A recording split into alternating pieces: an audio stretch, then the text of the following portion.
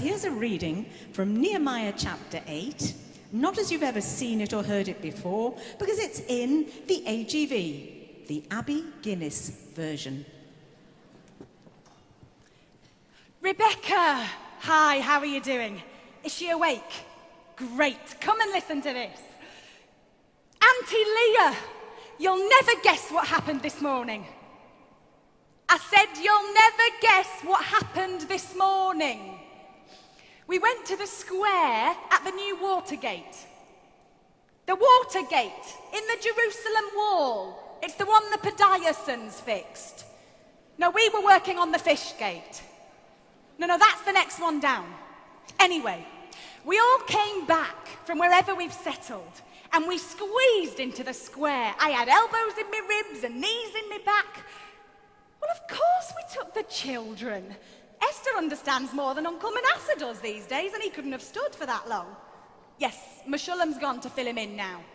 Anyway, we'd been waiting for a while, and people started shouting things like, "Bring the book of the law," and "We want to hear what the Lord said to Israel."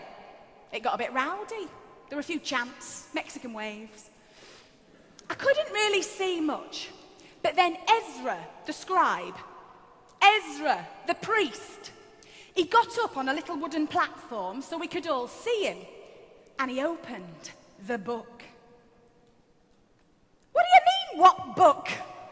The book of the law, the one the Lord gave us through Moses. Anyway, everybody stood up without a word or a signal.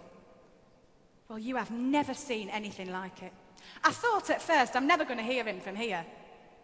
I thought I'm never going to hear him from here. But the Levites helped everyone to understand by repeating what was said and passing it on through the crowd. And everybody began to weep while he read. I had tears running down my face. Well, the snorts and the sobs and the sniffs started to drown Ezra out, so Nehemiah got up. Nehemiah, the governor, he got up and he spoke.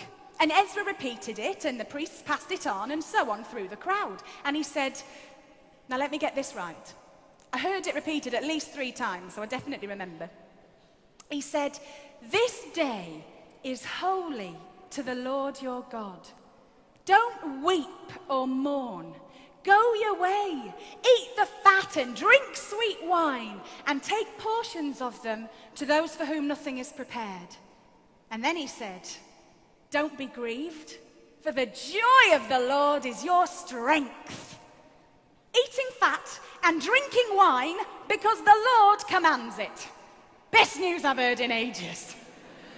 Well, I have made chopped liver, cheese blintzers, potato latkes, and Meshulam's going to bargain booze on the way back from Uncle Manasseh's. As soon as the penny dropped, everybody rushed off to start preparing the party, but with all the dancing and singing, it feels like it started already. I've come to pick you both up. Of course there's enough for you. There's enough to feed and water the whole tribe 3 times over. You can make it. The joy of the Lord will be your strength. That's what Nehemiah said. So it's your call. Are you coming to the party or what?